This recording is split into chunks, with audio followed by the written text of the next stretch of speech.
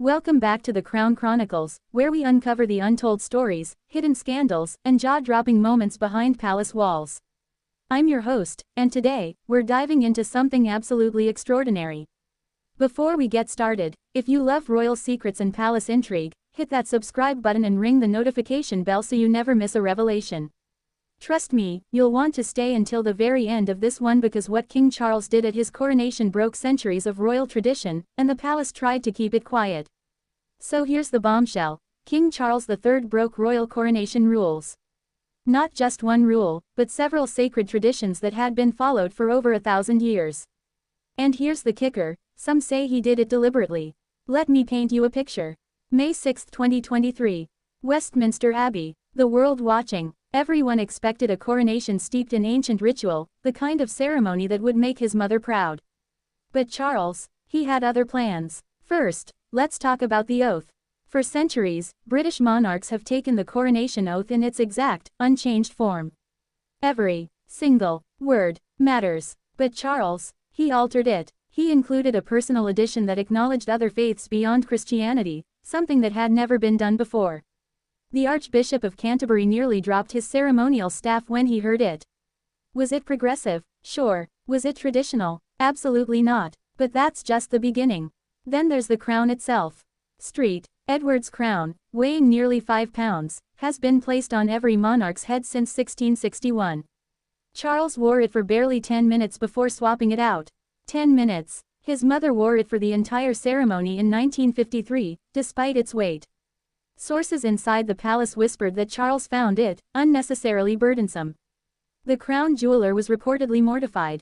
And here's where it gets really interesting: the anointing. This is the most sacred part of the entire ceremony, so holy that it's traditionally hidden from view behind a screen. It's meant to be a private moment between monarch and God. But Charles demanded something different. He insisted on using oil from the Mount of Olives, yes, but he also wanted the ceremony shortened and simplified.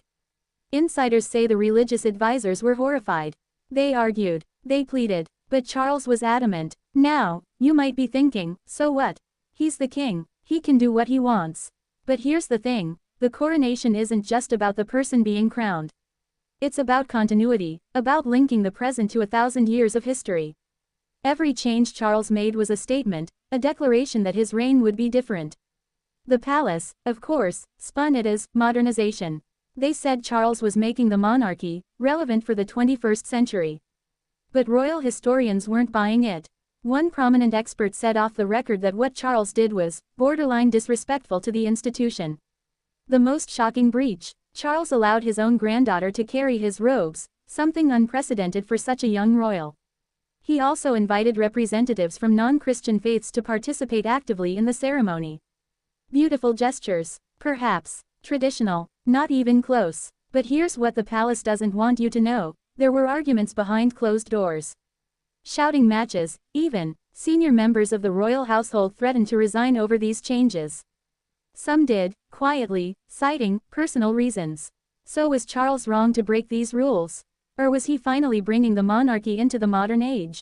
The truth is, history will judge. But one thing's for certain: his coronation will be remembered not for its adherence to tradition, but for its departure from it. What do you think? Was King Charles right to modernize the coronation, or did he go too far? Drop your thoughts in the comments below. And if you enjoyed this deep dive into royal controversy, give this video a thumbs up and share it with your fellow royal watchers. Until next time, this is the Crown Chronicles, reminding you that behind every crown, there's a story waiting to be told.